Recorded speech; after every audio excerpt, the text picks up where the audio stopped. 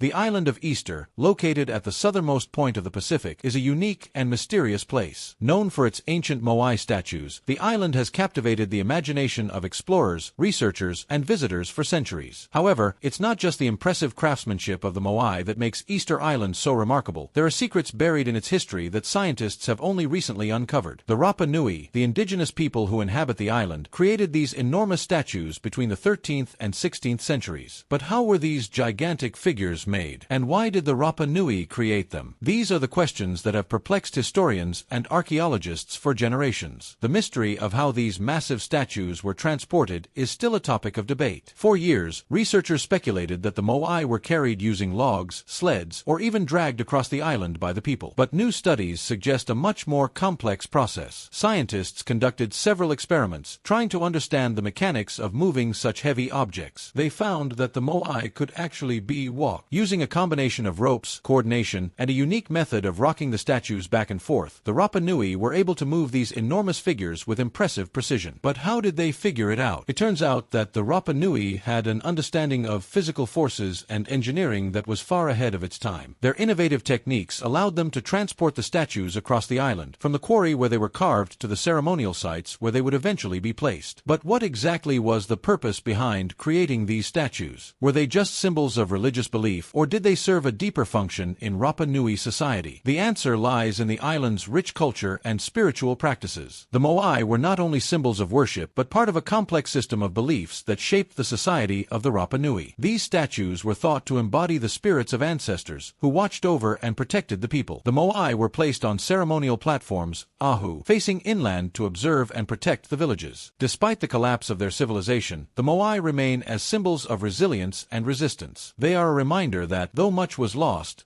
some things endure. The story of Easter Island is not just about the rise and fall of a society, it's about the enduring spirit of the people who lived there and the incredible achievements they left behind.